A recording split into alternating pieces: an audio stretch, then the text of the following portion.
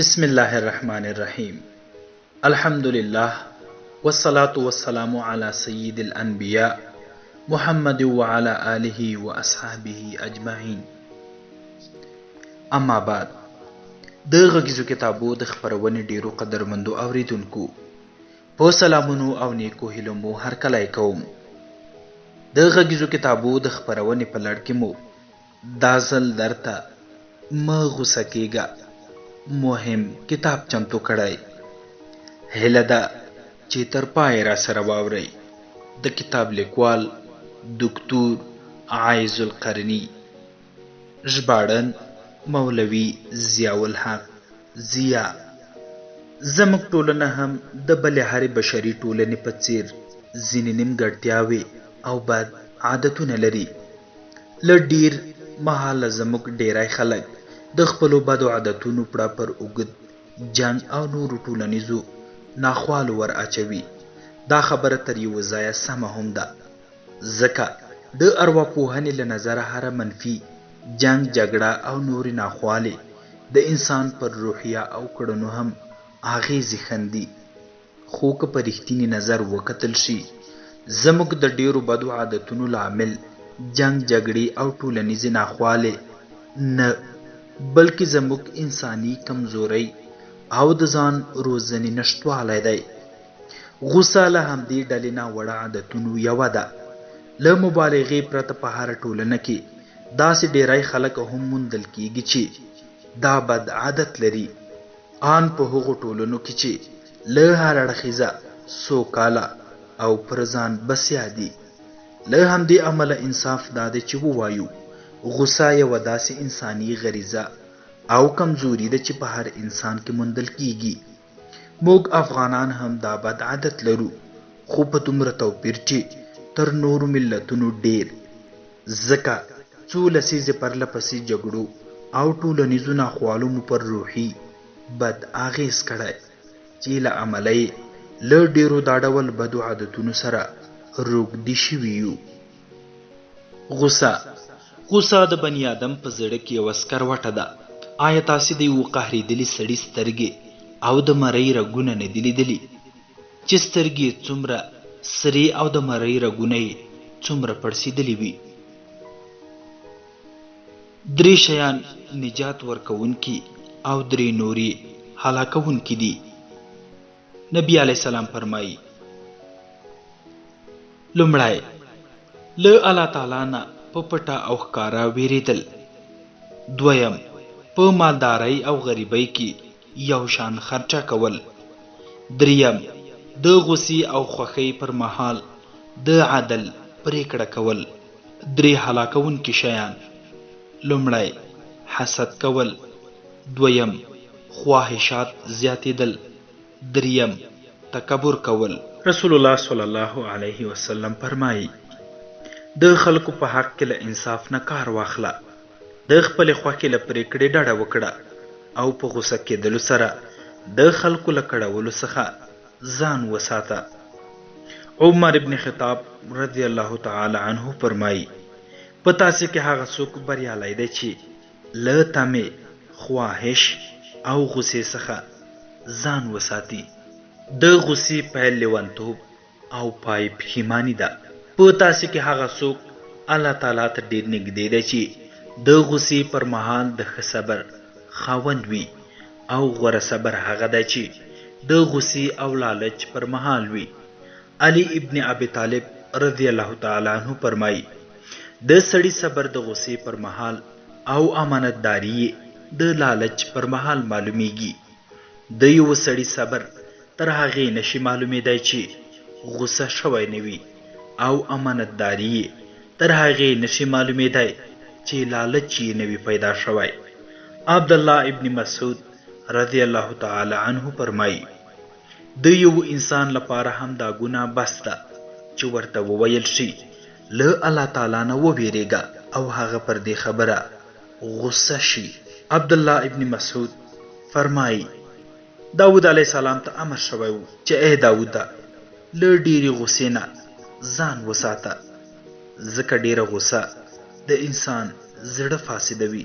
عروه ابن زبیر رضی الله تعالی عنه فرمای د کم عقلی پیل بد اخلاقی او د بد اخلاقی سرچینه غصه ده او څوک چې پر ناپوهۍ خوښ شو له صبره بې برخې شو.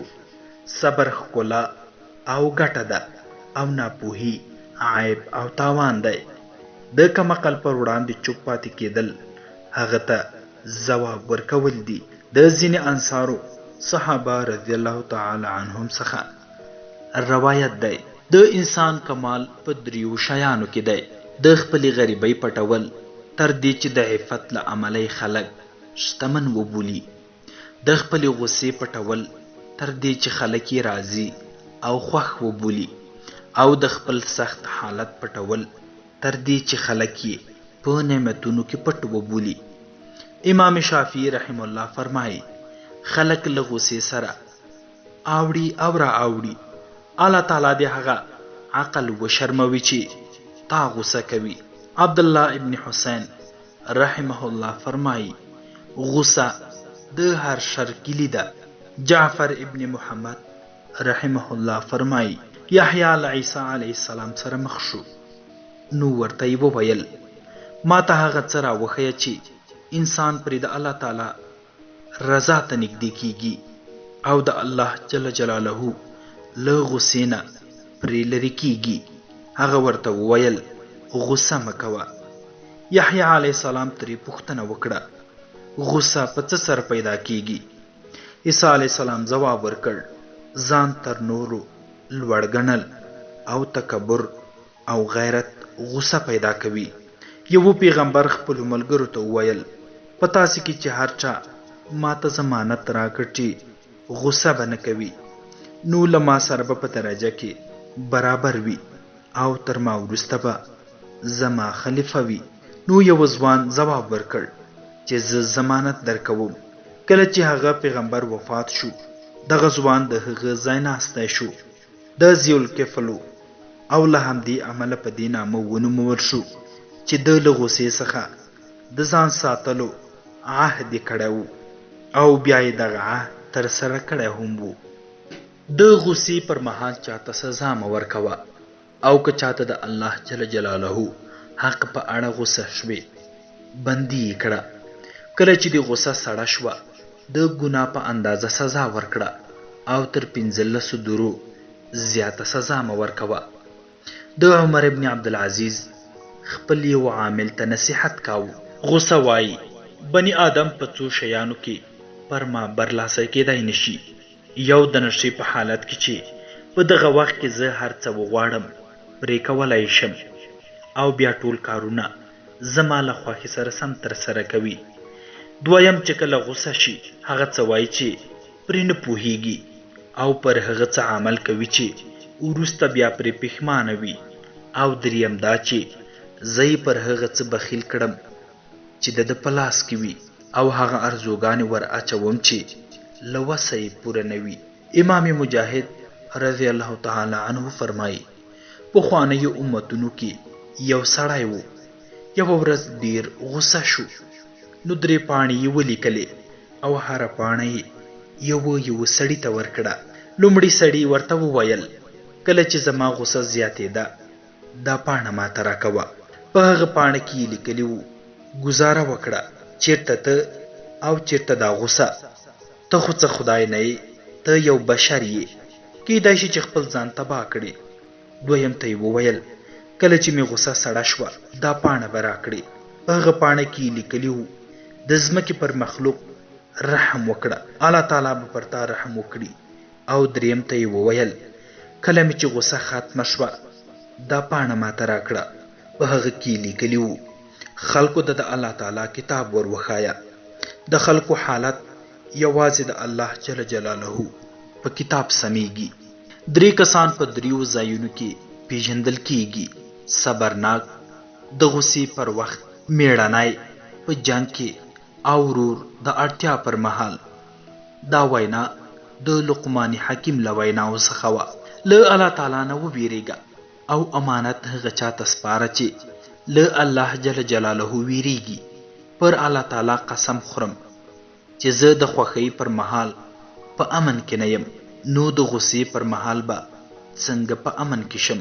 امام ابو حنیفه فرمایي څوک چې د غصې په خبره او کار نه غصه کیږي هغه زناور دی، او څوک چې د خوښۍ په خبره نه خوشحالیږي هغه شیطان دی.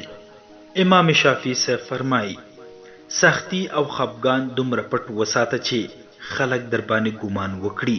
ګوندې ته په نعمتونو کې پټ یې.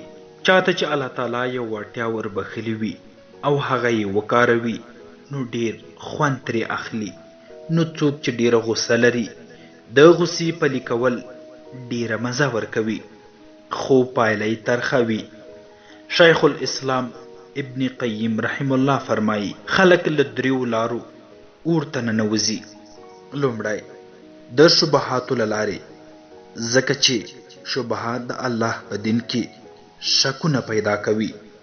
دویم د شهوت له لارې، ځکه شهوت انسان ته د الله په حکمونو د خواهشاتو د وړاندې کولو امر کوي. او دریم د غصې له لارې، ځکه دا د الله جل جلاله پر مخلوق د ظلم او زیاتی امر کوي. احنف ابن قیس فرمایي که غواړې له چا سره دوستی وکړې لومړی یې غصه کړه، که انصاف یې در سره وکړ د دوستۍ وړ دی، او که نه نو ځان ترې وساته. وهب ابن منیبه وایي یو راهب په خپله کلیسا کې ناست و.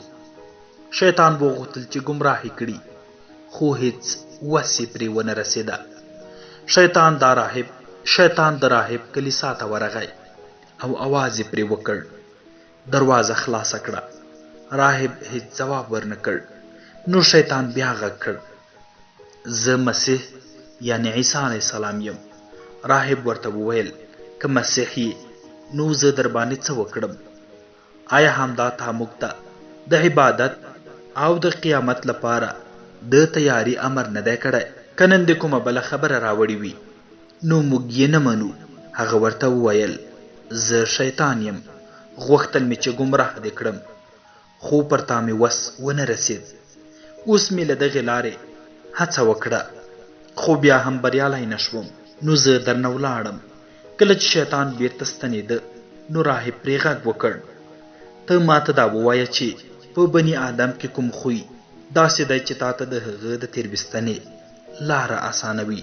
شیطان ځواب ورکړ ډیره غصه او تیزی، ځکه انسان چې کله ډیر غصه شي او ټول واک یې زما شي، بیا چې کومه خواته اړول وغواړم اړولی یې شم.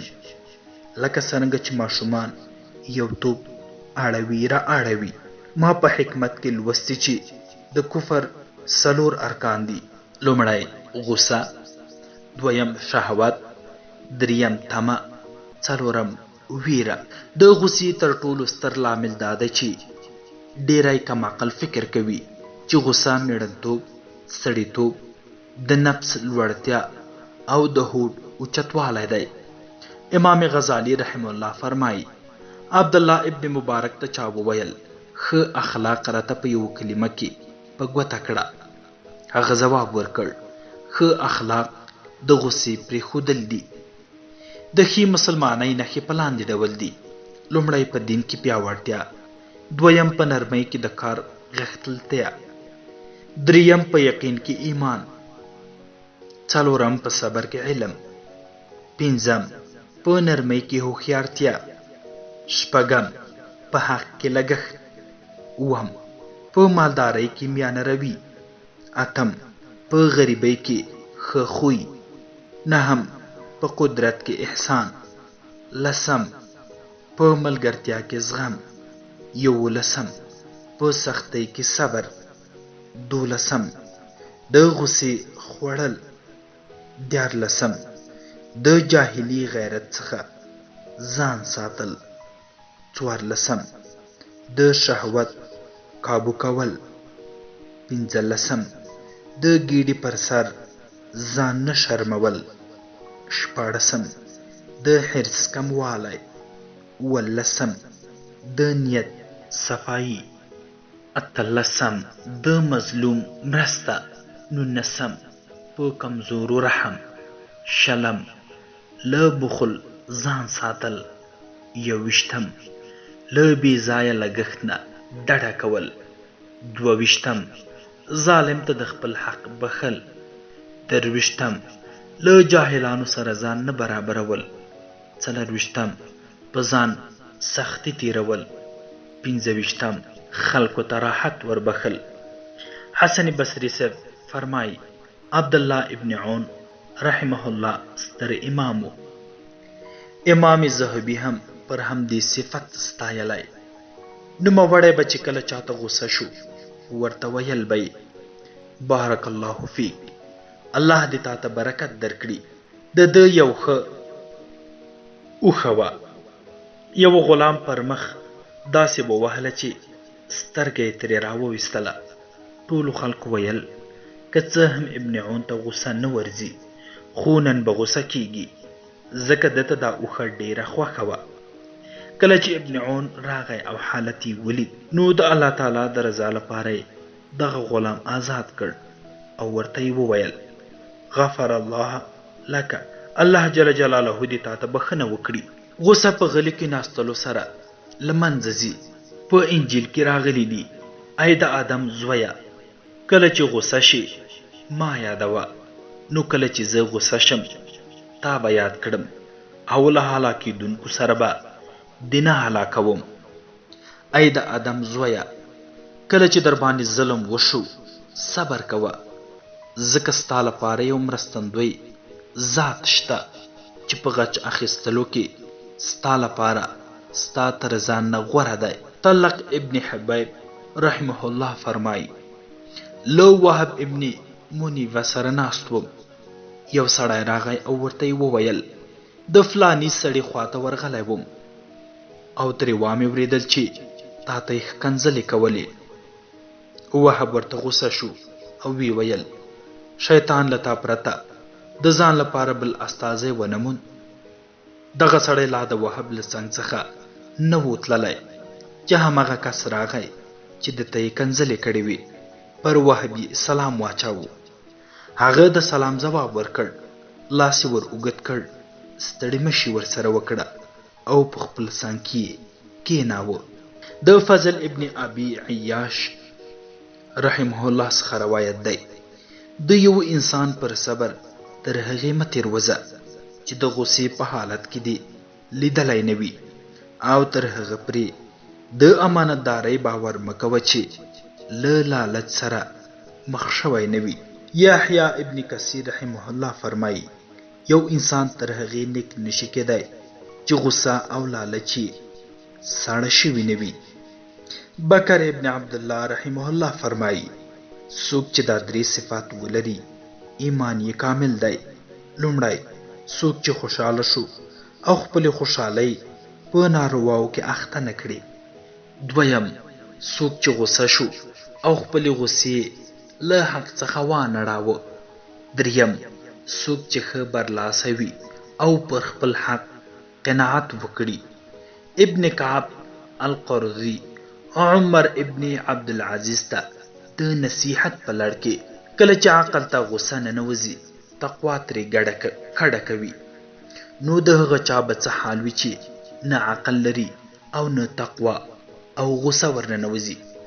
ابراهیم ابن ادهم رحمه الله وایي په خلکو کې تر ټولو د ښه عقل خاوند هغه څوک دی چې کینه کښ نه وي، او تر ټولو حاضر ځواب هغه دی چې غوسه نه کوي. ژر غوسه کېدل د کم عقلو خلکو کار دی، لکه څرنګه چې له غوسې نه ډډه کول د هوښیارانو خوی دی. په عاقلانو خلکو واجبه ده چې کله د خپلې خوښې خلاف څه وویني باید د خپل رب له حکم خپلې سرغړونې ته ځیر شي او د ځان په حق کې د الله تعالی صبر را په زړه کړي. کیدای شي په دې سره یې غوسه سړه شي او غوسه یې باید داسې کارونه او ویناو ته اړ نه کړي چې له عاقلانو سره نه ښایي، او دا به هله کېږي چې د قیامت د ورځې ثوابونه یې په پوره توګه په زړه کې وي. د غوسې په نارواوالي د حکماو اجماع ده او ټول حاکمان په دې عقیده دي چې د غوسې پر مهال په سړي کې پوره عقل نه وي، نو له دې عمله له غوسې څخه ځان ساتل پکار دي. ابو حاتم البصری رحم الله فرمایي ژر غوسه کېدل په عقل کې د اور داغ لګول دي، ځکه څوک چې غوسه شي عقل یې له منځه ځي، نو بیا چې زړه یې ورته کومه خبره ښایسته کړي هماغه کوي او ټول کارونه یې د ځان د عیبجن کېدو او هلاکت وي. الله تعالی یو بنده ته د زړه له سختوالي څخه بل سخت عذاب نه ورکوي، او کله چې الله تعالی یو قوم ته غصه شي له زړونو یې رحمت وباسي. مالک ابن دینار فرمایي له یو طبیب نه چا پوښتنه وکړه چې حکیم په څه پیژندل کیږي؟ هغه ځواب ورکړ چې په خپله رایه مین نه وي، په کارونو کې تکلف نه کوي، غصه زغمي، تکبر نه کوي. پوښتنه ترې وشوه چې له چا نه باید غچ واخلي؟ هغه ځواب ورکړ له ځواکمن دښمن نه، له بیکاره دوست نه، له غصناک زورور نه. او وی ویل ستا غصه باید د دوو حالتونو په منځ کې وي، نه به ډیره سخته وي او نه باید ډیره کمزوري، ځکه د غصې ډیر سختوالی د څارویلو خویونو څخه ده او د غصې ډیر کمزوروالی د ماشومانو له خویونو څخه ده. چا چې خپلې نیمګړتیاوې پوره کړي د خپل حاسد پوزه یې خړه کړه، او چا چې د خپلې غصې تابعداري وکړه خپل ادب یې برباد کړ. د مه غصه کېږه غږیز کتاب 2مه برخه. غصه خو څه ګران کار نه دی، خو د غصې لپاره مناسب ځای، وخت، اندازه، هدف او طریقه پیژندل ګران دي. ارسطو وایي چا چې د خپل شهوت او غصې ومنله اور ته به یې راکاږي. له غصې څخه ځان وژغوره، دا دې د عذرونو ذلت ته راکاږي. د یو حکیم وینا. یو حکیم ته چا وویل د فلانی سړي خپل نفس ډیر په کابو کې دی. هغه ورته وویل که رښتیا یې په کابو کې وي نو نه به پرې شهوت برلاسی شي، نه به یې خواهش لاندې کړي او نه به پرې غصه غالبه شي. خیسمه وایي شیطان ویلی دی چې بني آدم به څنګه پر ما برلاسی شي، حال دا چې کله خوشحاله شي زه راشم او د دوی په زړه کې کینم، او کله چې غصه شي په سر کې ورننوځم. ما کله هم د غصې په حال کې داسې خبره نه ده کړې چې وروسته پرې پښیمانه شم. د یو حکیم وینا. ای زویه، عقل د غصې په حال کې نه پاتې کیږي، نو په خلکو کې تر ټولو ډیر عقلمن هغه څوک دی چې غصه یې کموي. له غصې څخه ځان وژغورئ، ځکه دا ایمان فاسدوي او غصه د عقل دښمن دی. عاقل باید د غصې مخې ته صبر ور واستوي او مخه یې ونیسي او په خپلې پیاوړتیا سره یې سپرغۍ مړې کړي چې په دې سره به د ډیرو د ستاینې وړ وګرځي. د غصې لامل دا ده چې پر نفس له لاندې نه د هغه څه هجوم راشي چې نفس یې بد ګڼي، او د غم لامل دا ده چې پر نفس له بره نه د هغه څه هجوم راشي چې نفس یې بد ګڼي. د غصې د سړولو ښه لاره دا ده چې سړی له خپل صبر نه مرسته وغواړي. امام ماوردي رحمه الله فرمایي غصه داسې مثال لري لکه سړی چې بل سکروټې په چا ورولي، نو که ته غصه یې لومړی هم ته پرې سوځېږي. کله چې په عقل کې د غصې اسباب وي نو غصه هیڅکله نه پټیږي. بودا وایي غصناک سړی له زهرو ډک دی. کله چې غصه ستا له واکه ووته نو ته یې بندي شوې. اوس ته له خپلو ولولو سره نوې تړاو ته اړتیا لرې، داسې علاقه چې ته یې په واک کې راولي، نه دا چې بیا تا په واک کې راولي. د غصې پیل کمعقلتوب او پای پښیماني ده. د غصې پایلې د غصې له اسبابو څخه زیاتې له غمه ډکې دي. صبر تر غصې ډیر آسان دی او سلامتیا هم په صبر کې ده. هر شی چې زموږ له غوښتنو سره برابر وي هغه سم ګڼل کیږي، خو چې زموږ له غوښتنو خلاف وي هغه مو د غصې لامل دی. اندری مورا وایي کوم شی چې تا ته په اسانۍ سره راحت در بخي د غصې پرېښودل دي او غصه هغه شی دی چې ډیر ژر کولی شي تا په خپلو زنځیرونو وتړي. بنجامین فرانکلن وایي څوک چې ستا په غصه کولو بریالی شو نو هغه پر تا برلاسی شو. چې په خپله لوړه رتبه وي له چا سره کینه نه کوي او د چا په طبیعت کې چې ډیره غصه وي لوړو رتبو ته نشي رسېدلی. د غصې حقیقت ښکاره خبره ده چې الله تعالی انسان کمزوری پیدا کړی، خامخا به ترې فساد کیږي، ځکه چې د انسان لپاره د فساد دوه ډوله لاملونه دي، یو یې په بدن کې دننه وي او بل یې له بدن نه بهر. د بدن داخلي لاملونه الله تعالی انسان له رطوبت او حرارت څخه جوړ کړی او د دې دواړو طبیعتونو ترمنځ دښمني اچولې ده چې یو د بل ضد دي. حرارت همیشه د رطوبت د وچولو هڅه کوي او ګرموي یې تر دې چې د دې له اجزاو څخه بخار جوړ شي چې د انسان له بدن نه راپورته کیږي. نو اوس که رطوبت ته خپله غذا ونه رسیږي د کومې چې غوښتنه کوي نو د انسان بدن فاسدوي. له همدې امله الله تعالی د انسان په بدن کې غذا ته شوق پیدا کوي. نو کله چې انسان خپله غذا واخلي په دې سره له هلاکت څخه خوندي کیږي. بهرني لاملونه خو ښکاره دي لکه توره شوه، نیزه شوه او داسې نور د هلاکت لاملونه شول.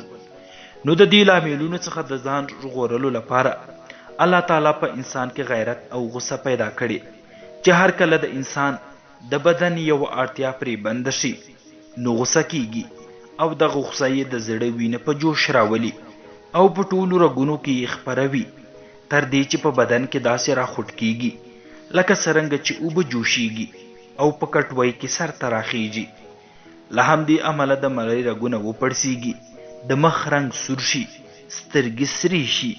کله چې غصه پر هغه چا وي چې انسان پرې قادر وي نو جوش یې مخ پورته ځي تر دې چې سړی بدل ته اړ باسي، او که غصه پر هغه چا وي چې انسان پرې قادر نه وي نو وینه بیرته ښکته کیږي، په رګونو کې ځای نیسي او زړه ته ورټولیږي. له همدې امله رنګ زیړیږي او کله ناکله په وینه کې انقباض او انبساط دواړه وي. نو کله رنګ سور کیږي او کله زیړیږي او کله ګډوډ وي. لنډه دا چې د غصې د ځواک ځای په اصل کې زړه دی او حقیقت یې د زړه د وینې جوش دی. خو د جوش په وخت کې دغه ځواک د انسان په ټول بدن کې خپریږي او موخه یې د ستونزو له پیدا کېدو څخه مخکې د هغې مخه نیول وي.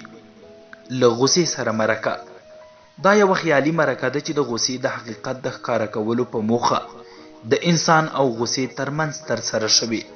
راځئ چې په ګډه یې واورو. انسان ستړی مه شې، هر کله راشې استاده، تا ته دې ښه راغلاست وي، زه ستا په لیدو نیکمرغه شوم.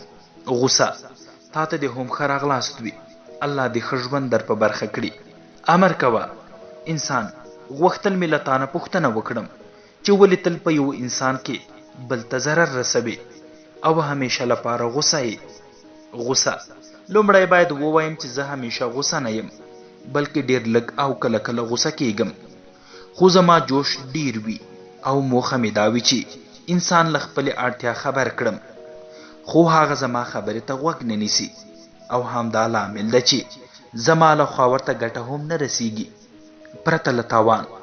که چیرته انسان زما خبره منلی کله به هم نه غصه کېدی. انسان زه اوس پوه شوم. ښه نو بیا ستا له وجود څخه موخه څه ده؟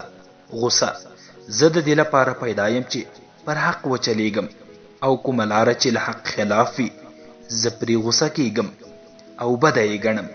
انسان په دې خو پوه شوم، خو زما پوښتنه دا ده چې ته ولې په یو وحشي او ناروا طریقه غصه کیږي؟ غصه زه وحشي نه یم، بلکې انسان وحشت خوښوي. زه د انسان لپاره د زنګ مثال لرم. په انسانانو کې ځینې داسې وي چې زنګ خوښوي، ډیر ژر ورته له خوبه رابیداریږي او ګټه ترې اخلي، او ځینې داسې دي چې د زنګ په اورېدو غصه کیږي. عاقل هغه دی چې له مانه ګټه واخلي، ځکه زه د انسان لپاره یو ستر ځواک یم. ما خپل نفس انسان ته وربخلی د دې لپاره چې له مانه ګټه واخلي او زه یې غوره ژوند ته ورسوم. په خپل ژوند کې د ځان لپاره د ګټې کار وکړي، خپل وخت قیمتي کړي، زده کړه وکړي او ما دې پرېږدي چې خپل ځواک په خپل ځای وکاروم.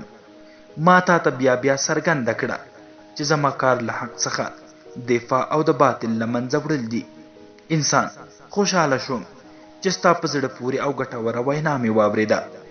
ډېر ښه دی، پوه کړم. کور دې ودان او په راتلونکي کې مو مه هېروئ. د غوسې کلیګانې. د هر انسان د غوسې ځانګړې کلیګانې وي چې د خپلې غوسې دروازه پې پرانیزي. غوسه بېلابېل ډولونه لري، لکه بهیدونکې غوسه، د سپکاوي غوسه، د غچ او انتقام غوسه، ستونزمنه غوسه، پټه غوسه، هغه غوسه چې تعبیر ترې کېدای شي. له دې ځایه لومړی د خپلې غوسې کلیګانې معلومې کړه او بیا له هغې سره سم چلند وکړه. کله چې غوسه درشي او ته یې د کابو کولو هوډ وکړې نو دا څه ګران کار نه دی، ځکه ته په ډېر اسانۍ کولی شي چې غوسه دې آرامه کړي او ښه معامله ورسره وکړي. دا هم ممکنه ده چې د خپلې غوسې کلیګانې دې ډېرې کمې ثابته کړي. هغه داسې چې کېدای شي د لږ څه له امله غوسه کېږي. که دا راز دې معلوم کړ نو کولی شي چې خپله غوسه دې په واک کې کړي. په دې ډول به ته په خپله غوسه واکمن شي او هیڅوک به نشي کولی چې په داسې حال کې دې ناحقه غوسه کړي چې ستا خوښه نه وي، بلکې ته به د یو لوړ نفس څښتن شي او بیا به پر تا کم عقل خلک ټوکې نشي کولی. د غوسې د پارېدنې لاملونه. د غوسې د پارېدنې لاملونه ډېر دي چې ځینې یې په لاندې ډول دي: تکبر، ټوکې، خوشطبعي، حسد، عیب لګول، سپکاوی، دوکه، د مال یا رتبې په اړه زیات حرص او داسې نور. دا ټول بیکاره او ناکاره خویونه دي. عقلا هم د غندنې وړ دي او شریعت هم غندلی دي. له دې عمله پکار ده چې د دې هر یو خوی سره مقابله وشي او له منځه یوړل شي. کولی شي چې په لاندو صفاتو سره یې مخنیوی وکړي: تواضع یعنی عاجزي، د ځان پیژندل، د فخر یعنی ویاړ نارواوالي پیژندل، ځکه ټول انسانان له یو مور و پلاره پیدا دي نو یو پر بل د ویاړ حق نه لري. په ګټورو کارونو کې ځان بوختول، په درنو او د سړیتوب په کارونو کې ځان مشغولول او له بېځایه ویناو څخه ځان ساتل، ځکه نبی کریم صلی الله علیه وسلم فرمایي: په هغه الله مې د قسم وي چې زما ساه په لاس کې ده، که تاسې په هغه څه پوهېدی چې زه پرې پوهېږم نو ډېر زیات به مو ژړلی او لږ به مو خندلی. ټولو مسلمانانو ته بدرنده سترګه کتل او یو بل سپک نه ګڼل، هر چاته په خوږه ژبه ځواب ورکول او له ستغو سپورو ځان ساتل، صبر کول، قناعت کول، له الله تعالی نه د استغنا عزت غوښتل. البته دا صفات په ځان کې راوستل ډېره خواري غواړي. اسانه لاره یې دا ده چې د دې ښو صفاتو ګټې او د مخکینیو ناوړه صفاتو زیانونه وپېژنو او د تل لپاره خپل نفس ته د دې په عملي کولو او له هغې څخه په ځان ساتلو وروزو. کله مو چې په دې خواري وکړه نو ډېر ژر به مو نفس له رذیلو او ناکاره صفاتو څخه پاک شي او د غوسې له بنده به آزاد شو. د غوسې درجې. غوسه ناک خلک 3 ډوله دي. ځینې خلک په غوسه کې افراط یا زیاتی کوي، ځینې بیا پکې تفریط یا کمی کوي او ځینې بیا د اعتدال یا منځلارۍ خاوندان دي. په غوسه کې افراط یا زیاتی په دې معنی چې پر انسان د غوسې ځواک دومره برلاسی شي چې د عقل او دین له سیاست څخه یې وباسي. د ښو او بدو توپیر ترې هیر کړي، نه په یوه خبره سوچ کولی شي او نه په کوم کار واک لري، بلکې د یو بې واکه بندي په څیر شي. پر انسان د غوسې د دومره برلاسي کېدو لاملونه 2 ډوله دي. ځینې وخت د دې لامل د انسان فطري غریزه وي چې په غوسه یې وسه نه وي بلکې پرې کمزوری او په همدې ډول د ده پیدایښت شوی وي. ځینې وخت بیا د دې لامل د انسان اعتیادي چارې وي. کله چې یو څوک د یوه داسې قوم په منځ کې استوګن وي چې د غوسې پلي کول ښه ګڼي او تل له غوسې سره سم چلیږي، غوسه میړنتوب او سړیتوب بولي او وایي چې زه ګوره هغه سړی یم چې په چل ول نه پوهېږم، زما یوه خبره او دویم برید وي. زه د سر له پاسه سر نه منم او داسې نور. په اصل کې د دې خبرو معنا دا وي چې زه عقل نه لرم، زه صبر نه لرم او په ما کې هیڅ سړیتوب نشته. خدای په دې نه پوهیږي او خپله دغه بې عقلي د ځان لپاره یو ستر کمال بولي او پرې ویاړي. نو څوک چې په داسې ټولنه کې اوسیږي او بیا داسې ویناوې اوري، غوسه ورته ښه ښکارېږي او له دغه خلکو سره مشابهت خوښوي، نو د غوسې ځواک پکې غښتلی کیږي او بیا داسې وګرځي چې غوسه نشي زغملی. د چا غوسه چې ډیره شي نو په سترګو ړوند او په غوږو کوڼ شي، بیا نه د چا خبره اوري او نه پرې څه اغېز کوي، بلکې که څوک ورته نصیحت وکړي غوسه یې لا پسې زیاتیږي. نو که د عقل په رڼا یې د غوسې تیارې ووژلې خو سمه ده، که نه نو د لیونتوب له پولو به واوړي. د غوسې پر مهال د وینې د جوش له امله پورته کیږي او ښکته کیږي، نیغ لګیږي، لکه زړنۍ د وینې د جوش تورلوګي مغزو ته پورته کیږي او د فکر ټولې سرچینې یې نیسي. د عقل رڼا یې بندوي، ځکه د غوسې د مخنیوي لپاره تر صبر کولو ښه لاره نشته. په غوسه کې تفرید یا کمای، دا په دې معنا ده چې یا خو له سره د غوسې ځواک نه لري یا ډیر کم وي، او دا د ستاینې وړ صفت نه دی، ځکه د داسې انسان په اړه ویل کیږي چې دا غیرت نه لري. امام شافعي رحمه الله د داسې انسان په اړه ویلي دي: څوک چې د غوسې په خبره غوسه نشي نو د خره په څیر دی. څوک چې په پوره ډول غیرت له لاسه ورکړي نو هغه ډیر نیمګړی انسان دی او الله تعالی مسلمانان په غیرت سره ستایلي. والذین معه الشداء علی الکفار، محمد او ملګری پر کفارو سخت دي او خپل پیغمبر ته فرمایي: جاهد الکفار والمنافقین واغلظ علیهم، له کافرانو او منافقانو سره جهاد وکړه او پر دوی سختی وکړه. سختی، شدت او غلظت چې په پورتنوي آیاتونو کې یاد شول د غیرت له نښو څخه دي او غیرت د غوسې نښه ده. په غوسه کې اعتدال یا برابرۍ، دا هغه استقامت ده چې الله سبحانه وتعالی پرې خپلو بندگانو ته امر کړی، او دا هغه غوره خوی دی چې نبی کریم صلی الله علیه وسلم یې په اړه فرمایلی: خیر الامور اوسطها، په کارونو کې غوره کار منځنی کار دی.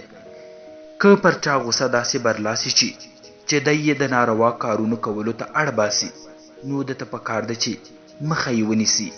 او که په چا کې داسې صفت وي چې له سر نه په ښه خبره غوسه کیږي او نه په بده، نو ده ته پکار ده چې په خپل نفس کې د غوسې ځواک را پیدا کړي چې سړیتوب یې زیانمن نشي او برابرښت یا اعتدال رامنځته شي. او همدا سمه لاره ده چې په ډیره سختۍ پرې تلل کیږي. الله تعالی فرمایي: ژباړه: او تاسې نشئ کولی چې د ښځو ترمنځ پوره منځلاره یا اعتدال وکړئ. که څه هم تاسې په زړه کې دې کار ته ډیر لیواله یاست، نو په پوره توګه په ښځو کې د یوې لور ته دومره میلان مه کوئ چې هغه بله یې بې برخلیکه پرېږدئ.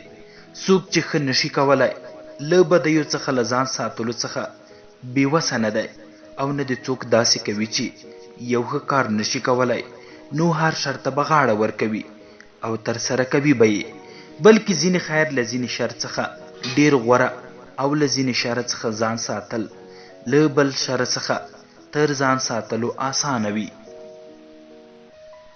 د مه غوسه کېږه کتاب 3مه برخه. د غوسې ډولونه. د غوسې ډیر ډولونه دي، خو تر ټولو خطرناک ډول یې هغه دی چې تر پلي کولو وروسته سړي ته په ترسره شوي ناوړه کار د پښیمانۍ موقع هم نه ورکوي. ډیرو خلکو قتلونه کړي دي، خو په دې نه پوهیږي چې دا د غوسې لامل و، او وروسته هم وایي چې د مرګ غوښته. د غوسې دا ډول ډیر هلاکونکی دی او له دې نه ډیره ډډه کول پکار دي. د غوسې یو ډول هغه ده چې ته کولی شي کابو یې کړي او روغ ترې خلاص شي. د غوسې یو ډول بیا دا ده چې تا د عقل له چوکاټ څخه وباسي او عقل دې تصرف ته نه پرېږدي. دا هم د غوسې ناوړه ډول دی. یو بل ډول بیا جنوني غوسه ده چې تاله سره فکر کولو ته نه پرېږدي او یو ناروا درڅخه صادروي. د غوسې یو ډول دا هم دی چې د دین او فطرت خلاف کار په لیدو سره منځته راځي او ستا تصرف پکې په پوره عقل، هوش او د شرعي ضوابطو په پلي کولو سره وي او له دغو ضوابطو څخه دې نه باسي. دا د غوسې تر ټولو ښه ډول دی. هم دې ته غیرت ویل کیږي او په قرآن او حدیث کې پرې امر هم شوی. د غوسې خطر. غوسه یو خطرناک شی دی چې موږ سبا او بیګا له ستونزو سره مخ کوي او ژوند مو بربادوي. خو د حیرانتیا وړ خلک هغه دي چې د غوسې له سیلاب سره درومي او څه چې ترې غوسه وغواړي ترسره کوي یې. هیڅ کله د غوسې د پرېښودلو هوډ نه کوي. غوسه د سرطان تر ناروغۍ سخته ناروغي ده. خو خلک د سرطان د درملنې لپاره په یو او بل روغتون کې ګرځي او بې حسابه لګښت کوي. ولې د غوسې د سرطان هیڅ غم ورسره نه وي. سره له دې چې ډیل کارنیګي وایي یو انسان په خپل ژوند کې له غوسې نه له سختې ناروغۍ او ستونزې سره نشي مخ کېدی، خو خلک یې مخې ته نه ودرېږي او نه یې د درمل په اړه څه فکر کوي. زما دا ارمان دی چې کاشکې یو روغتون مې وای او نوم یې لا تغضب یعنی مه غوسه کېږه وای او د ښو متخصصینو له خوا پکې د غوسې د لیونیو درملنه کېدی. غم او غوسه. د غوسې او غم ترمنځ توپیر دا دی چې د غم په اور یوازې غمجن سوځي او د غوسې په اور غوسه شوی کس له ځانه سره نور هم سیزي. تا به نه وي اورېدلي چې فلانی سړی خفه شو نو ښځه یې طلاقه کړه، یا یې څوک بندي کړ، یا یې څوک مړ کړ، یا یې ټپي کړ، یا یې وواهه او یا یې خپل ولي پرې کړه. خو غوسه هغه اور دی چې دغه ټولو کارونو ته سړی مجبوروي. موږ د تاریخ په کتابونو کې لوستي چې چیرته یو څوک وژل شوی یا څوک په بند محکوم شوی یا وهل شوی او یا له کوره شړل شوی، دا ټول د غوسې له امله شوي. نو د غوسې اغیز ډیر خطرناک دی او غم د غوسې په پایله کې منځته راځي. د غوسې اواز تر تندر ډیر له کرکې ډک دی. له همدې امله د غوسې غږ ته ویرونکې کړیکه ویل کیږي او د غوسې حالت ته رجفه یا لړزه هم ویل شوې ده.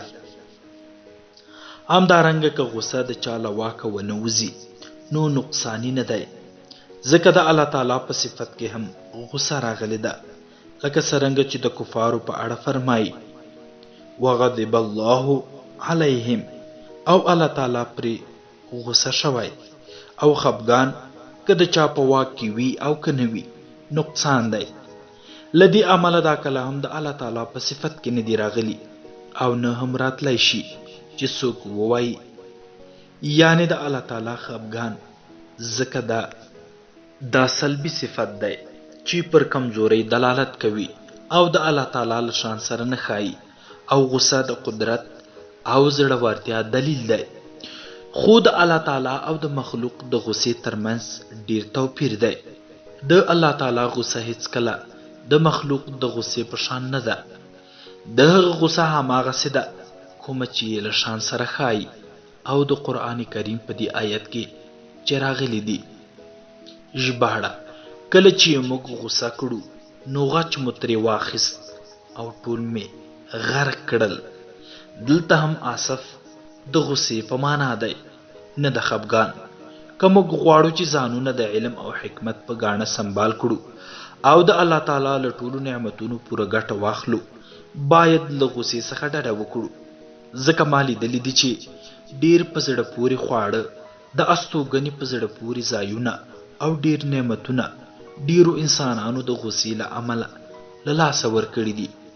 غوسه ناک انسان که ډیر لوړ مقام هم ولري خو ټول چاپیریال یې خراب او بې خونده کړی وي. دا په ټولنه کې د زهرو مثال لري چې همیشه نا آرامه وي او صبرناک انسان که په یو جونګړه کې هم وي زړه یې همیشه خوشحاله او ژوند یې آرام وي. ما د یو غربي لیکوال په کتاب کې لوستی دي چې یوه مړۍ ډوډۍ دې وي خو چې آرام په آرام سره وي. د غصې په حال کې د پولاوونو به څه مزه وي، ځکه غصه او اندېښنه په ژوند کې هیڅ خوند او مزه نه پرېږدي. کله چې موږ پوهیږو چې موږ په کائناتو کې هیڅ بدلون نشو راوستلی او هر څه د الله تعالی په تقدیر ترسره کیږي او موږ په خپلې غصې سره هیڅ نشو کولی، نو بیا د غصې څه سوال نه پیدا کیږي.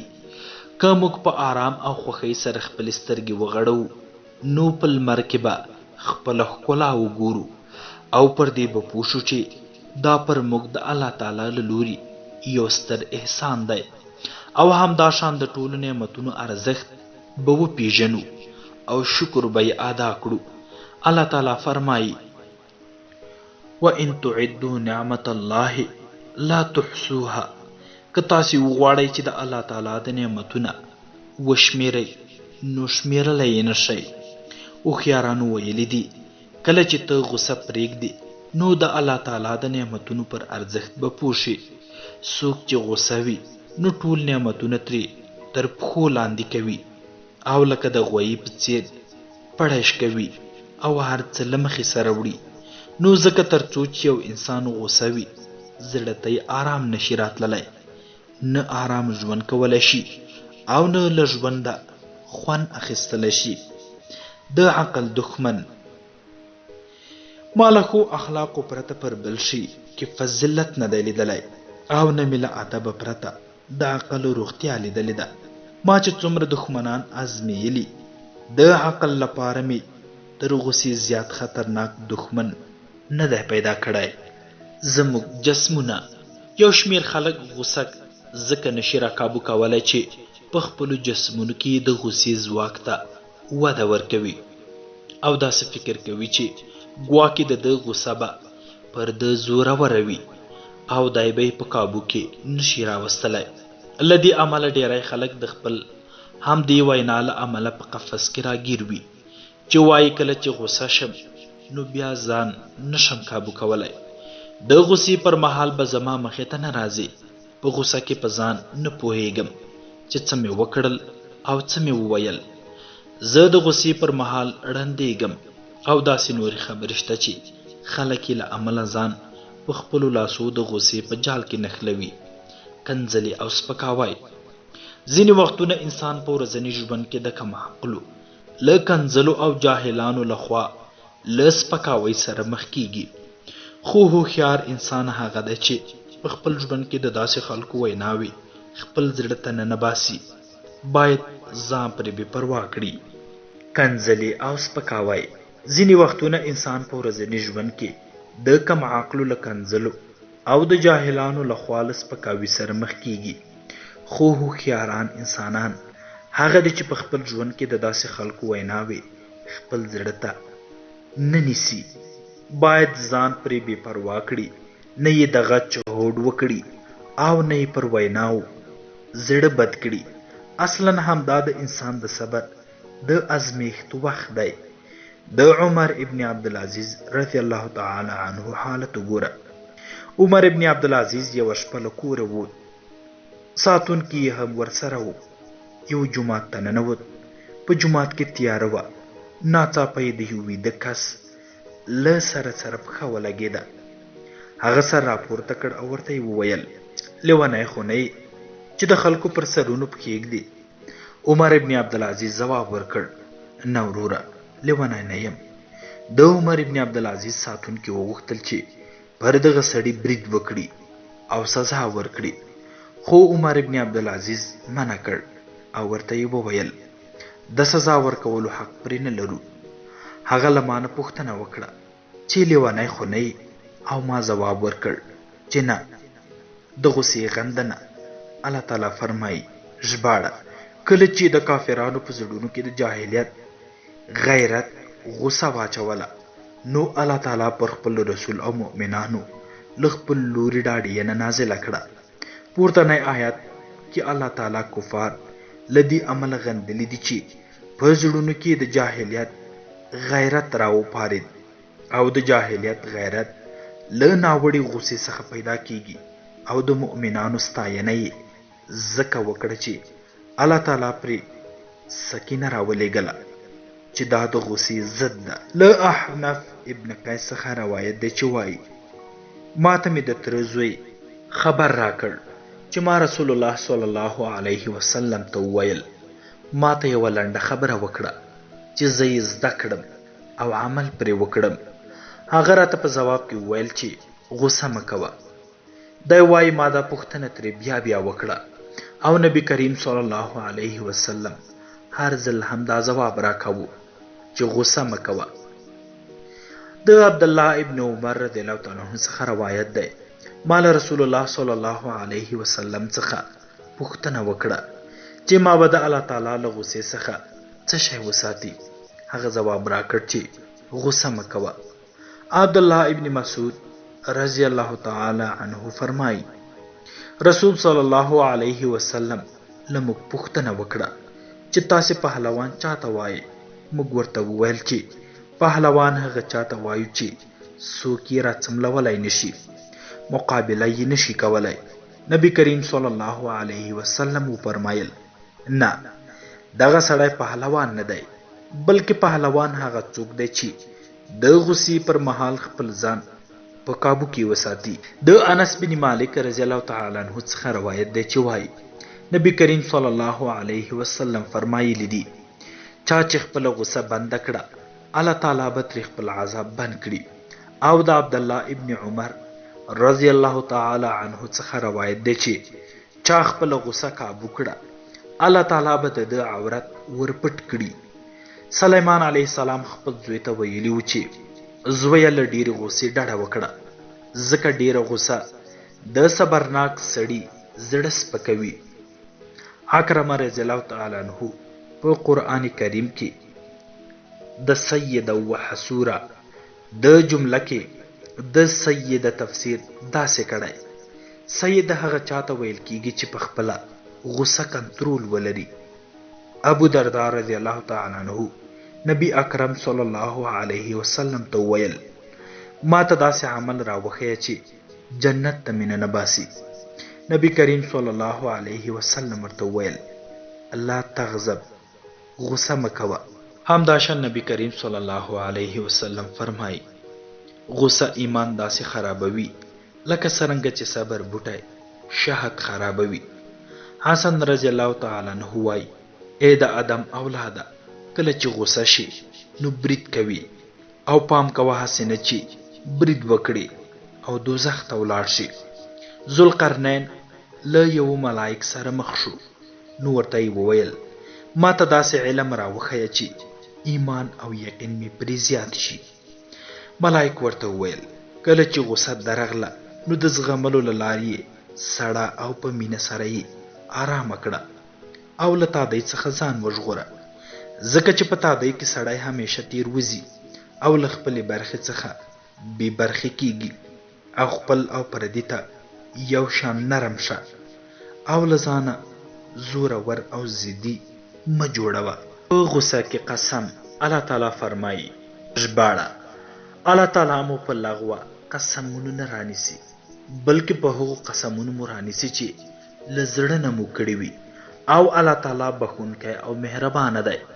ابن جریر طبري رحمه الله په خپل تفسیر کې لیکلی دي چې ابن عباس رضی الله تعالی عنه فرمایي لغوه قسم هغه دی چې د غوسې په حال کې وشي او امام شافعي وایي لغوه قسم هغه دی چې له زړه څخه نه وي لکه خلک چې عادتا وایي لا والله لا بلا والله. د غوسې قسم او کفاره عطا ابن طاووس وایي کوم قسم چې د غوسې په حال کې وشي په هغې کفاره نشته ځکه چې الله تعالی فرمایي ژباړه الله تعالی مو په لغوه قسمونو نه رانیسي بلکې په هغه قسمونو مو رانیسي چې له زړه نه مو کړي وي او الله تعالی بخښونکی او مهربانه دی. همدارنګه د امام مالک رحمه الله د مذهب لسترو علماو لکه قاضي اسماعیل ابن اسحاق او داسې نورو څخه هم دا قول نقل دی چې د غصې په حالت کې قسم لغوه بلل کیږي او کفاره یې نشته. الله تعالی په هغه الفاظو نیول نه کوي چې بې واکه د انسان له خولې نه وځي او د زړه اراده ورسره ملګرې نه وي، نو پر هغه څه مؤاخذه او نیول وځي او د زړه اراده ورسره ملګرې نه وي، نو پر هغه څه مؤاخذه او نیول نه دي مناسب چې الله تعالی پرې نیول نه کوي، بلکې ویل شوي دي چې د غصې لغوه د مرګو او لیونتوب تر لغوې ډیره څرګنده ده. له علي او عبدالله ابن مسعود رضی الله تعالی عنهما او یو شمیر نورو صحابو څخه هم نقل دی چې د غصې په حالت کې په هر ډول منعقد قسم یعنی د قسم یو ډول دی چې کفاره پرې نشته، غصه او طلاق. صفیه بنت شیبه رضی الله تعالی عنها فرمایي له عائشه رضی الله تعالی عنها څخه مې اوریدلی دي چې نبی کریم صلی الله علیه وسلم فرمایلی دي په غصه کې طلاق نه واقع کیږي. امام ابو داود د اغلاق پر ځای په پورتنی حدیث کې د غلاق کلمه راوړې ده چې په لومړي سر کې الف نشته او هغه وایي زه فکر کوم چې له غلاق نه به غصه مراد وي. له امام احمد ابن حنبل نه نقل دی چې غلاق یا اغلاق کلمه د غصې په معنا سره راځي. ابو بکر وایي ما له درې نجوي علماو ابو محمد ابن درید او ابو عبدالله څخه پوښتنه وکړه چې د دې حدیث څخه مطلب څه دی چې نبی کریم صلی الله علیه وسلم فرمایي. هغوی راته وویل چې له دینه اکراه مراد ده، ځکه پر چا چې زور وشي نو رایې پرې بنده شي، او اغلاق هم بندیدو ته ویل کیږي، او په دې معنا چې د مرګو ناروغ او لیونی هم داخل دی. نو مال دوی څخه یو ته وویل چې غصه هم په دې کې داخله ده. هغه وویل هو، غصه هم د سړي رایه بندوي، ځکه بندول په دوه ډوله دي، یوه یې هغه ده چې د بل چا له خولې پرې بنده شي، او بله یې دا ده چې په سړي کې په خپله کوم داسې علت رامنځته شي چې رایې بنده شي. امام شافعي رحمه الله هم د اغلاق معنا په غصې سره کړې ده، او همدارنګه یې ښه تفسیر دی، ځکه غصه داسې حالت دی چې سړی له خپل واک څخه وباسي.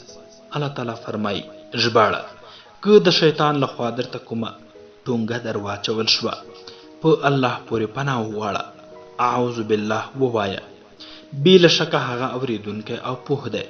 عبدالرحمن ابن زید ابن اسلم د دې آیت د نزول د سبب په اړه وایي کله چې لاندې آیت نازل شو خذ العفو وامر بالمعروف واعرض عن الجاهلین، بخنه کوه، خلکو ته په نیکۍ امر کوه او له جاهلانو مخ واړوه. نو نبی کریم صلی الله علیه وسلم وفرمایل ای الله، نو له غصې سره به څه کوو؟ نو دغه آیت را نازل شو. ژباړه په اصل کې نزعه فساد ته ویل کیږي، هغه که په غصه سره وي او که په بل څه سره، او د غصې په حالت کې چې سړی کنځلې کوي یا طلاق ورکوي، دا ټول د شیطان له نزغې څخه دي چې د انسان پر ژبه د هغه د خوښۍ پرته راولي. والله اعلم. ستونزې: غصه انسان له خلکو سره لاس ګریوان کېدو ته جوړوي او وروستۍ ستونزې او کړاوونه رامخته کوي. غصه دې ته جوړوي چې خلک دې په منفي توګه مقاومت وکړي او په زړه کې هیڅ ډول ځای در نه کړي، چې دا کار پر کورني ژوند ډیره ناوړه اغیزه کوي، په کارونو کې خنډونه را پیدا کوي او په ټولنیزې اړیکې بربادوي، چې په پای کې انسان له ټولو خلکو څخه ګوښه ژوند او له غمه ډک چاپېریال ته راکاږي. غصه ډېرې طبي ستونزې هم رامنځته کوي، لکه د زړه سکته، سرطان، د وینې لوړ فشار، په بدن کې د شکر ډیروالی او داسې نور. نو یو طبي څېړنو دا ثابته کړې چې غصه په بدن کې د اړتیا وړ ویټامینونه تحلیل ته نه پرېږدي، چې له امله یې غصه ناک سړی ډېر ژر کمزوری کیږي او ډیر ژر او په ناڅاپي توګه له مرګ سره مخ کیږي. کله چې غوسه ټولنیزې اړیکې زیانمنې کړي نو له امله د انسان پر شخصیت ډېرې بدې اغېزې کوي او انسان د خلکو د خندا وړ ګرځوي، تر دې چې په پای کې د سړي خبره هم بې ارزښته وګرځي او خلکو ته هیڅ د پاملرنې وړ نه وي. غوسه سړی داسې الفاظو ته مجبوروي چې وروسته پرې پښیمانه وي او د مودو مینه او ورورولي پرې هم له منځه ولاړه شي. کله ناکله غوسه د تخریب لامل ګرځي، څرنګه چې انسان د غوسې پر مهال پر ځان نه پوهیږي نو هر څه له مخې سره تخریبوي او له منځه یې وړي. غوسه کارونه په ټپه ودروي، د کار ملګری په خپل منځ کې یو پر بل بې باوره کوي او ترمنځ یې سوء تفاهم را پیدا کوي. غوسه نفس له ماتې سره مخوي او دا ځکه چې د غوسې له امله په ذهن کې کمزوري خیالات او ناوړه هیلې راپارېږي. ځینې وختونه غوسه پر عقل پرده اچوي او انسان یو داسې کار ته اړ باسي چې لیونی هم ترې ځان ساتي. د مه غوسه کېږه غږیز کتاب 4مه برخه د تاریخ پاڼې. اهل علم ویلي دي څوک چې خپله غوسه وزغمي نو د خلکو سردار شو، او دا رښتیا دي. تاسې نن سبا وګورئ چې یو چاته ډیر تاوان ورسیږي، هغه پرې صبر وکړي او خپله غوسه وزغمي، هغومره ورته د خلکو په زړونو کې درناوی ډیریږي، د ځان لپاره د تاریخ په پاڼو کې ځای پیدا کوي او د خپلې حوصلې په کچه واک لاسته راوړي. برابره خبره ده که زور یې ډیر وي او که لږ، خو دا چې یو مقام ته رسیږي د غوسې د زغم په نتیجه کې رسیږي، ځکه چې صبر د ټولو اخلاقو سردار دی. له دې امله د صبر څښتن د خلکو سردار وي.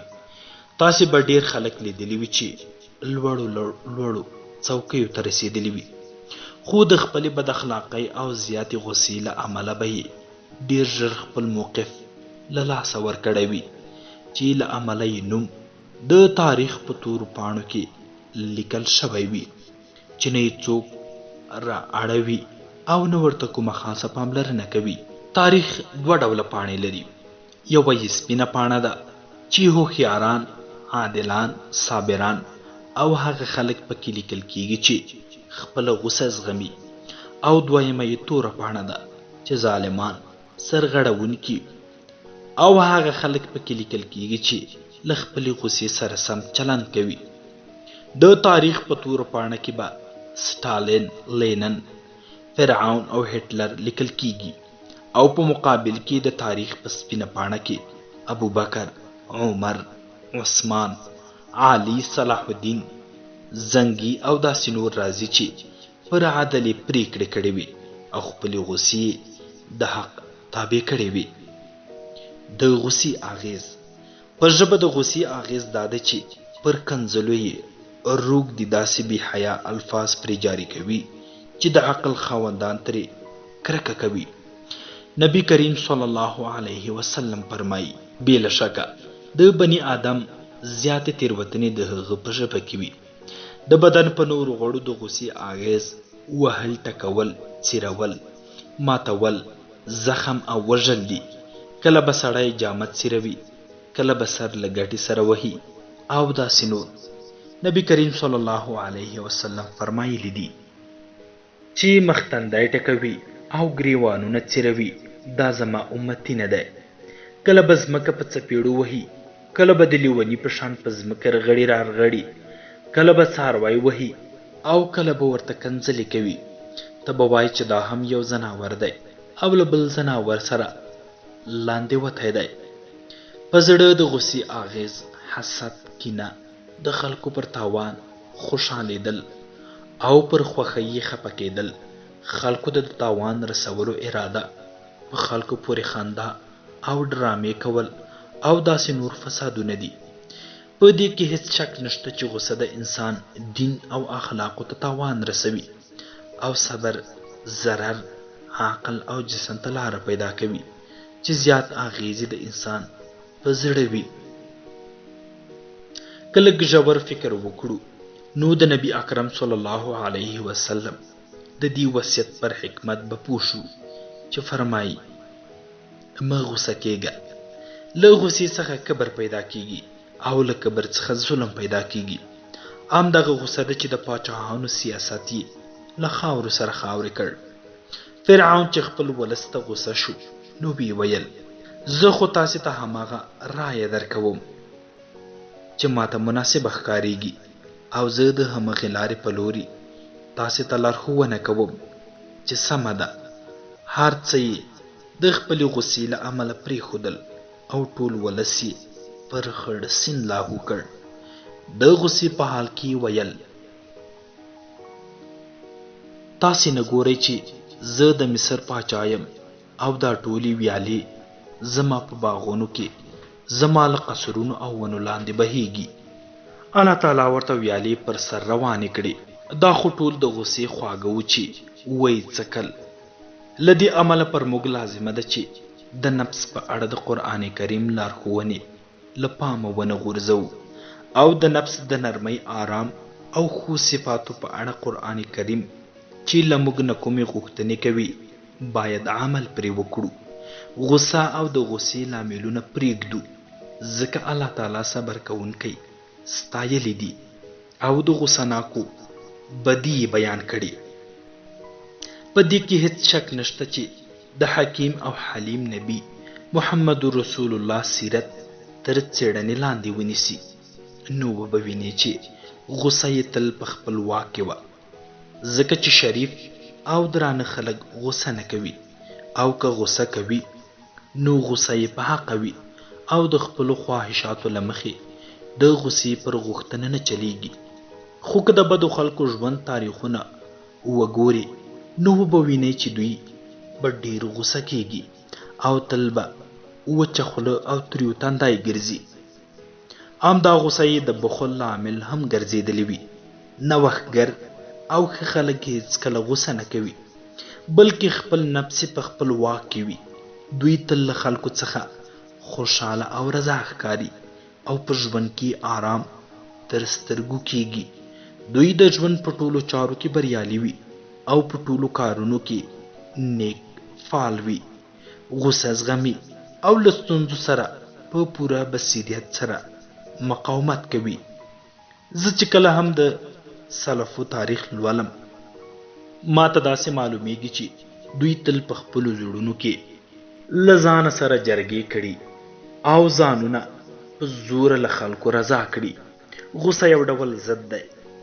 یوه ښځه به ډېره ښایسته ښکاري خو که غوسه شوه په تندي کې به یې بدرنګي راښکاره شي او ورسره له ژوند تېرولو څخه د انسان زړه تور شي.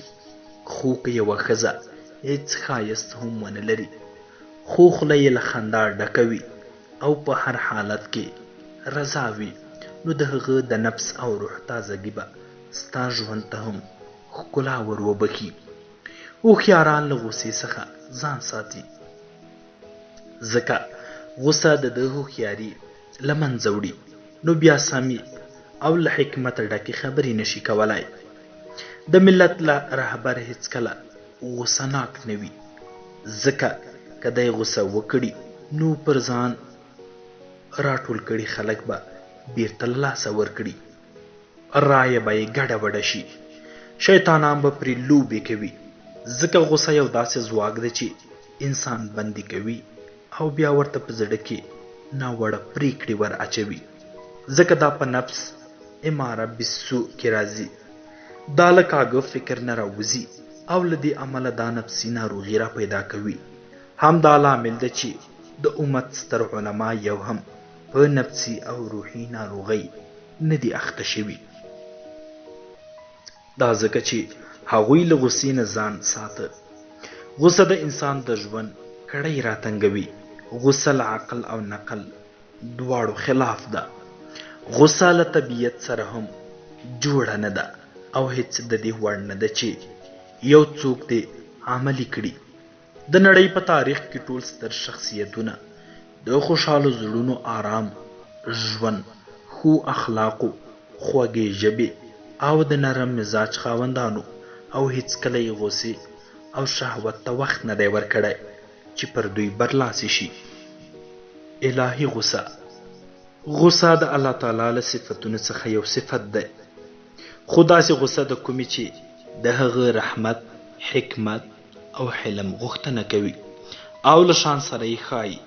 د الله تعالی د حکمت غوښتنه دا ده چې رحمت به یې پر غضب وړاندې وي. بې له شکه هغه لاره پاکه ده، څومره لوی شان، ښکلی صبر او ښایسته حکمت لري. الهي غصه د الله تعالی له صفتونو څخه یو صفت دی، خو داسې غصه د کومې چې د هغه رحمت، حکمت او حلم غوښتنه کوي، او له شان سره یې ښایي. د الله تعالی د حکمت غوښتنه دا ده چې رحمت به یې پر غضب وړاندې وي. بې له شکه هغه لره پاکي ده، څومره لوی شان، ښکلی صبر او ښایسته حکمت لري. الله تعالی هغه مؤمنان ستایلي چې غصه یې په خپل واک کې وي، زغم یې، او پر چا چې غصه وي ورته بخښنه کوي. الله تعالی فرمایي: ژباړه: او که په غصه شي نو عفو کوئ. الله تعالی حلیم دی او صبر کوونکي خوښوي. نو له غصې سره څه کار؟ په اصل کې د الله تعالی د غصې صفت د هغه چا لپاره دی چې په ناحق غصه کیږي، ظلم کوي، لویي کوي او په ځمکه کې په ناحقه وینې تویوي. داسې خلکو ته الله تعالی د دې لپاره وخت ورکوي چې توبه وباسي، او که توبه ونه باسي نو د الله تعالی غصه یوازې پر هغه چا وي چې د هغه له امره سرغړونه او ظلم کوي، او هغه هم له ډیر صبر، حجت قائمولو او رسولانو استولو څخه وروسته. الله تعالی فرمایي: بې له شکه موږ ورته ډیر سخت عذاب تیاروو. قرآن کریم او صحیح سنتو کې د الله تعالی لپاره د غضب صفت راغلی.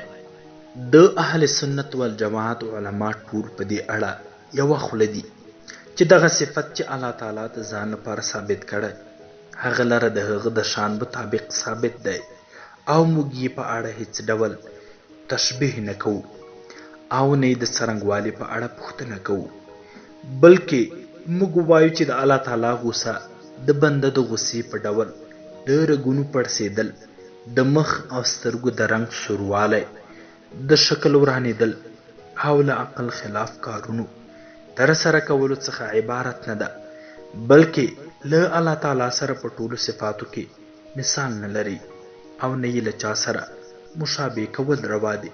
الله تعالی فرمایي: لیس کمثله شیء وهو السمیع البصیر. د کائناتو هیڅ شی هغه ته ورته څیرمه نشته، هغه د هر څه اوریدونکی او لیدونکی دی. موږ غصه د الله جل جلاله صفت بولو، او د الله تعالی د صفاتو ټول آیاتونه له تأویل څخه پرته ظاهر دي.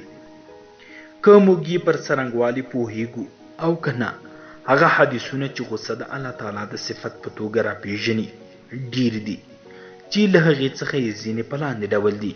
ابو هریره رضی الله تعالی عنه وایي چې نبی کریم صلی الله علیه وسلم فرمایي: کله چې الله تعالی د مخلوق د پیدایښت پرېکړه وکړه، په خپل کتاب لوح محفوظ کې چې د عرش د پاسه له هغه سره ولیکل چې زما رحمت به له غصې نه مخکې وي.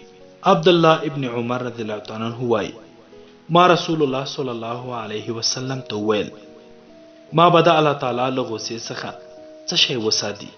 هغه وویل: غصه مه کوه.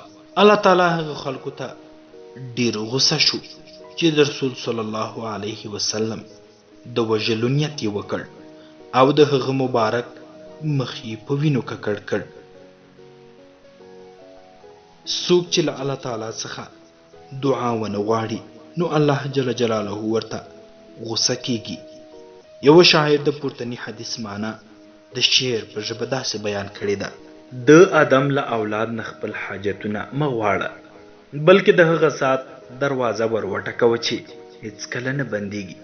د الله تعالی او بنده ترمنځ توپیر وګوره چې ته کله له الله تعالی نه غوښتنې بندې کړې غوسه کیږي، او بني آدم د ډیرو غوښتنو پر مهال تا ته غوسه کیږي. غوسه په قرآن کریم کې په ډیرو ځایونو کې د غوسې یادونه شوې، لکه الله تعالی فرمایي: ژباړه: هغه څه ډیر بد دي چې دوی پرې خپل ځانونه ورخرڅ کړل، او هغه دا چې پر الله تعالی کفر وکړ. دا ځکه چې د دوی په زړونو کې له دې امله له محمد رسول الله صلی الله علیه وسلم سره کینه راوپارېده چې الله تعالی خپل مهرباني وحی له خپلو بندګانو څخه هغو ته رااستوي چې هغه یې وغواړي. نو دوی د الله تعالی په سخته او پرله پسې غوسه اخته شول، او د کافرانو لپاره ډیر سپکونکی عذاب دی. په پورتني آیت کې یهودو ته د خوسي د عبادت او بیا پر آخري پیغمبر محمد رسول الله د کفر له امله په پرله پسې توګه د غضب یادونه شوې. همداشان الله تعالی فرمایي: ژباړه: هغه خلک چې د خوسي عبادت یې کړی، دوی ته به د خپل رب له لوري غوسه ورسیږي، او د دنیا په ژوند کې به په سخته خوارۍ اخته شي. او ټولو درواغ جوړونکو ته زه همیشه همداسې سزا ورکوم. په یو بل ځای کې فرمایي: د چا سینه چې پر کفر خلاصه شوه او په خلاصه سینه یې د کفر کلمه ویله، پر دوی الله تعالی غوسه دي او ستر عذاب به ورکړي.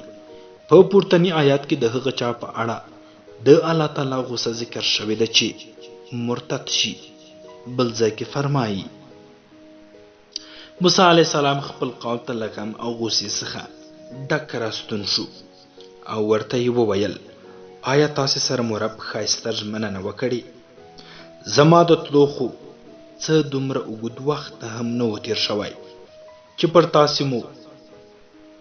تاسې موده اوږده شوه، خو ستاسې داسې نیت ده چې پر ځان د خپل رب غوسه راولئ، ځکه مو زما له ژمنې خلاف کار کړی. په پورتني آیت کې د موسی علیه السلام غوسه د دین پر سر د غیرت له امله وه. په بل ځای کې فرمایي: او پنځمه ګواهي به دا وي چې ښځه به وایي که چیرته یې خاوند د دې په اړه په تور لګولو کې رښتونی وي، نو الله تعالی به دی پرې غوسه شي. او پنځمه ګواهي به دا وي چې ښځه به وایي که چیرته یې خاوند د دې په اړه په تور لګولو کې رښتونی وي، نو الله تعالی دې پرې غوسه شي. په پورتني آیات کې د لعان په صیغه کې د غوسې کلمه راغلې.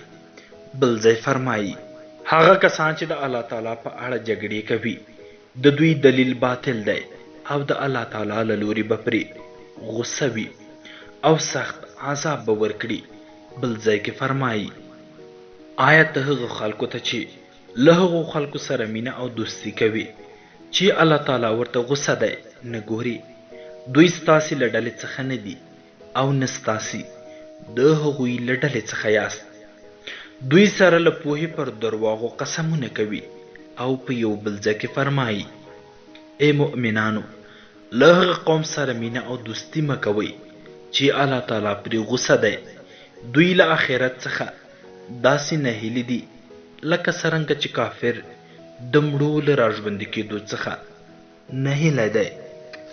درود شریف د الله تعالی غوسه سړوي. پر رسول صلی الله علیه وسلم درود ویل د الله تعالی غوسه سړوي. رسول صلی الله علیه وسلم فرمایلی دي: پر ما ډیر درود وایي، ځکه دا د زورور ذات الله جل جلاله غوسه سړوي. لدی عمل پر نبی کریم صلی الله علیه وسلم ډیر درود ویل پکار دي. د نبی کریم صلی الله علیه وسلم مینه پر ټولو خلکو فرض ده. لدی عمل پر هغه درود او د هغه یاد هیڅکله له خپل ذهن څخه مه وباسه. پر هغه درود یوه ښایسته وسیله ده چې په دې کې د هر مسلمان بنده لپاره له هر مشکل څخه خلاصون دی. پر هغه پیغمبر درود وایه چې د ځلیدونکي سپوږمۍ مثال لري چې تیارې یې له منځه یوړي. او دا پر بندگانو د الله تعالی ستر نعمت دی چې له عمله پر خلکو د الله تعالی شکر لازم شوی دی. د الله تعالی له غصې ځان وژغورئ. الله تعالی فرمایي او پر چا چې زما غصه نازله شوه نو هغه تباه شو. نو له لاندې کارونو څخه د ځان ساتلو له لارې د الله تعالی له غصې څخه ځان وژغورئ. د بې ګناه مسلمان وژل الله تعالی فرمایي ومن یقتل مؤمنا متعمدا فجزاؤه جهنم خالدا فيها وغضب الله عليه ولعنه واعد له عذابا عظیما. چا چې یو مسلمان قصدا وواژه نو د هغه سزا دوزخ دی چې د تل لپاره به پکې وي. پر هغه د الله تعالی غضب او لعنت دی او لوی عذاب یې ورته تیار کړی دی.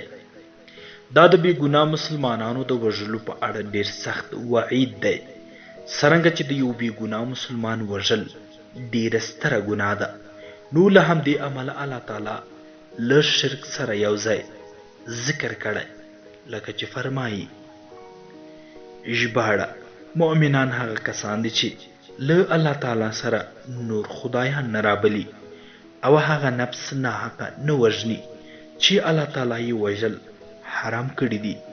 د بې ګناه مسلمانانو د وژلو په اړه ډیر زیات حدیثونه شته چې یو یې دا دی نبی کریم صلی الله علیه وسلم فرمایي د الله تعالی پر وړاندې د ټولې دنیا ړنګېدل د یو مسلمان تر وژلو سپک جرم دی.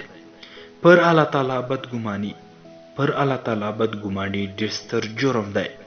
له دې عمله په دې اړه له الله تعالی نه ویره پکار ده. الله تعالی فرمایي ژباړه الله تعالی به هغه نارینه او ښځینه منافقانو او مشرکانو ته عذاب ورکړي چې پر الله تعالی ناوړه ګمانونه کوي. پر دوی به ډېرې بدې پیښې رانازلې شي او الله تعالی پرې غضب او لعنت کړی او د دوی لپاره یې جهنم تیار کړی چې دا ډېر ناوړه ځای دی.